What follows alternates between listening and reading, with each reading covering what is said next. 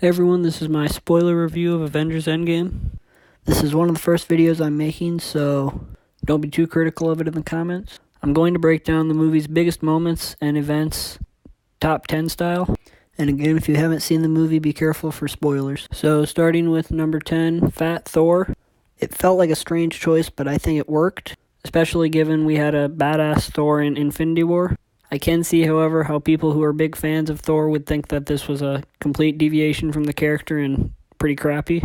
If you liked Thor in Thor Ragnarok, then they continued his character here and you'll probably enjoy him again. But if you're more of a fan of the old Thor, then you probably won't be a fan of this. I feel like they used Thor well for a lot of jokes, which most of them landed. I was, however, surprised that they kept him fat the entire movie. Going into number 9 was Professor Hulk. I personally did not like Professor Hulk and felt like the writers couldn't decide if they wanted Hulk or Bruce Banner. And in my opinion, it felt forced and didn't work. However, I think I am the only one who thinks this. All the other people I've talked to about this enjoyed it and thought it was well done. It's also a part of the comics, which is nice that they bring those in.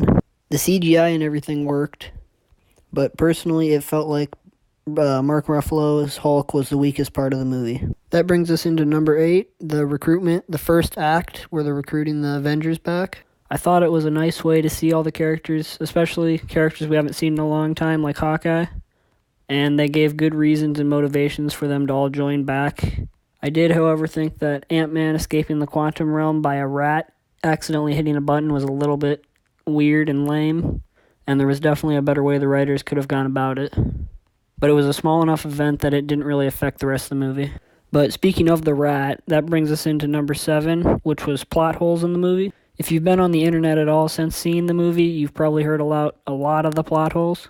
Many of them are just things that could be explained later on, but some of them are pretty problematic, such as Tony Stark creating a gauntlet out of Stark tech, when a huge part of Infinity War was Thor having to go to get Peter Dinklage character to create a weapon, Stormbreaker. Another big plot hole is that Hawkeye and Black Widow were the two to go to Volmir. It's a big coincidence that two people who loved each other went there. It could have been like Hulk and Ant-Man or something, some weird combination like that, and then it would not have worked. But it's just kind of a suspend your disbelief and it works thing. There are many more, but those are the two big ones I picked up on. But going into number 6, the time travel aspect. I thought it was a little bit of a cliche choice because, time travel, it's what they do in all the sci-fi movies. But the Russo brothers wrote themselves into a corner, and it was probably the best way to get themselves out.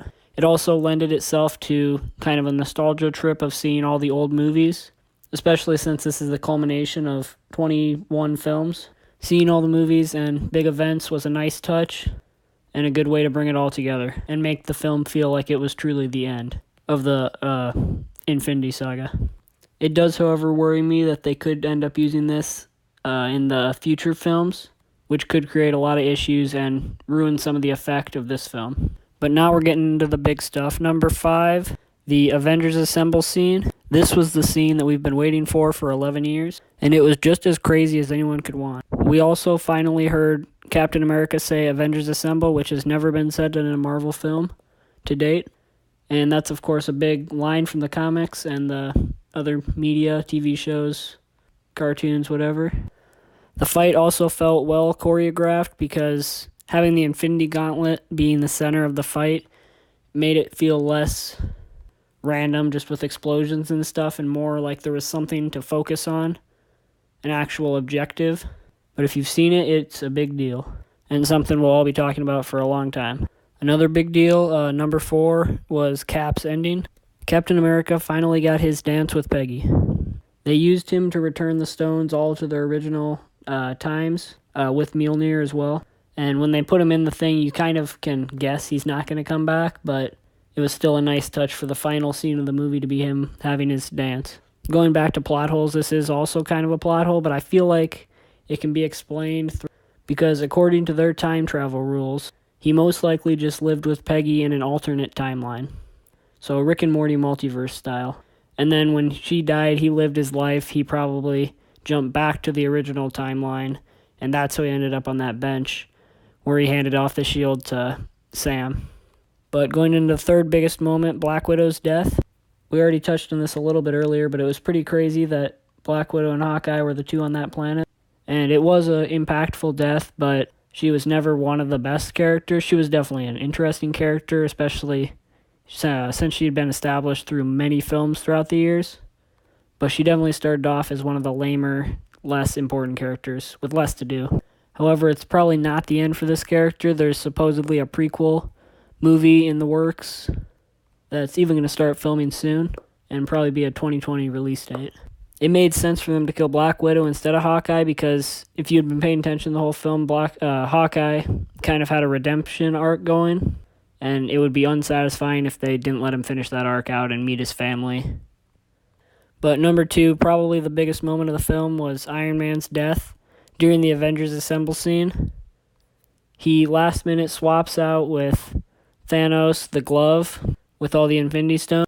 And before this, he has a nice moment with Doctor Strange where Doctor Strange gives him like the one signal, showing that they're in the timeline they need to be in to defeat him, the 1 in 14 million.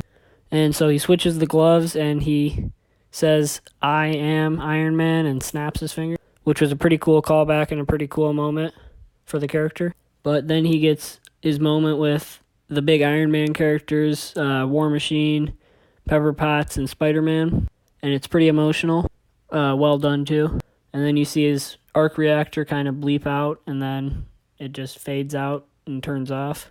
And then later on, towards the very end of the film, you get the funeral with all the characters meeting up, which was a cool way to show that he kind of started the MCU and all these characters wouldn't be there or be here without him. And you also get the nice added detail of the kid from Iron Man 3 being there. A lot of people were wondering who that kid was. That's who he is. But the number one thing, did it stick the landing? I think it stuck the landing as much as it possibly could, given that it was such a huge film with so many expectations. It's a big film because it's the culmination of all these Marvel films, but it's also just a big movie because of the cast and the money that's been put into it. And everyone has different expectations going into it, different theories, what they want to see and what they don't want to see. I think the movie did pretty much the best it could possibly do, satisfying as many people as it possibly could. But what did you guys think of the film? Tell me in the comments. This is one of my first videos. I definitely missed a lot of plot points. Didn't put them in this video, but I'm just learning how to use the software and thought it'd be a good review to get out there. My videos will definitely improve over time. Any constructive criticism in the comments is definitely helpful. And thanks for watching, and I'll see you guys in the next video.